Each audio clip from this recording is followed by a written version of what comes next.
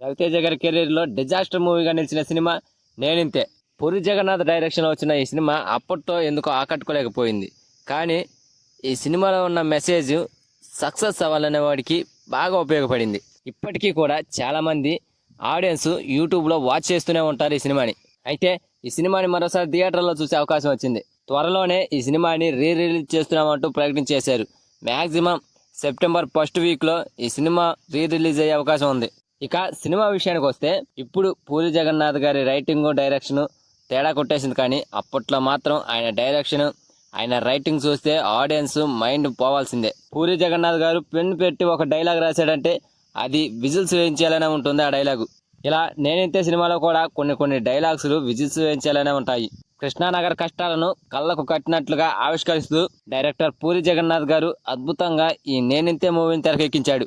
డైరెక్టర్లు అండ్ నటీనటులు కావాలనే ఆశతో కృష్ణానగర్లో అడుగుపెట్టిన వారి జీవితాలు ఎలా ఉంటాయి, అలాంటి వారు ఇండస్ట్రీలో సక్సెస్ అవ్వడం కోసం ఎలాంటి కష్టాలు బాధలు పడ్డారని ఎమోషనల్గా ఈ సినిమాలో చూపించాడు డైరెక్టర్. అలాంటి వారిలో హీరో రవితేజ గారు ఒకరు.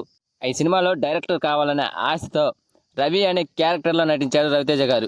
చాలా ఏళ్ళు అసిస్టెంట్ డైరెక్టర్గా పనిచేసిన రవికి ఎలాంటి సినిమా అవకాశం వచ్చింది? దర్శకుడిగా తన పేరు స్క్రీన్ పై చూసుకోవాలన్న రవికి ఒక రౌడీ ఎలాంటి షాక్ ఇచ్చాడు? రవిని ప్రేమించే సంధ్య ఎవరు అనే కథాంశంతో ఈ సినిమా తెరకెక్కింది. ఈ సినిమాలో సాంగ్స్ డైలాగ్స్తో పాటు రవితేజ గారి నటనకి ప్రశంసలు దక్కాయి.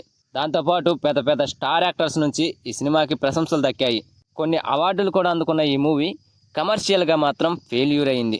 ఇంకా ఈ సినిమాలో బ్రహ్మానందం గారు, వేణుమాధవ్ గారు, సుప్రీత్, సుబ్బరాజు వీళ్ళ కామెడీ టైమింగ్ అండ్ వీళ్ళ క్యారెక్టర్స్ కూడా చాలా బాగుంటాయి. ఈ సినిమాలో ప్రతి ఒక్కరికి కూడా గుర్తుండిపోయే క్యారెక్టర్ ఇచ్చాడు పూరి జగన్నాథ్ గారు.